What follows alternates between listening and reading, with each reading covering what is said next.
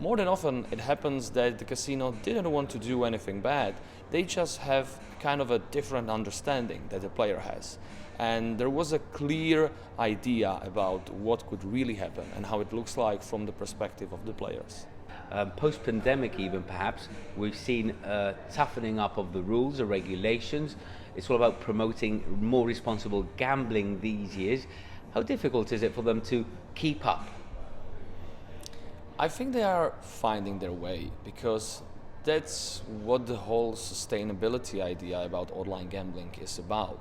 And it works both ways. So on one side, the operators, the casinos, need to be taking care of their players to a certain extent, ideally measuring or monitoring what they are doing, and then to have a interaction when something bad is happening.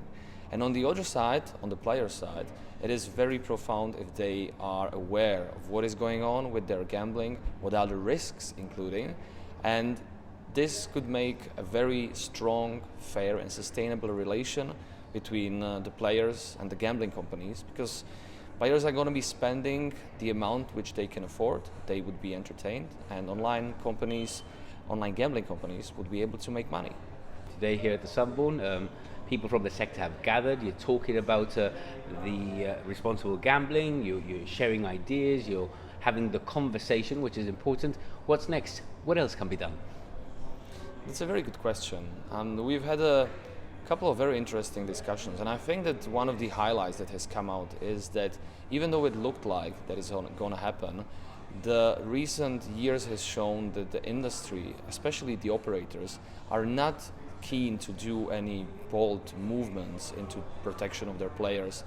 The thing that could comes next, or the thing that is missing, is a strong stepping up of the game from the operators, so the regulators wouldn't feel the need to create a stricter requirements and to limit the gameplay for the players.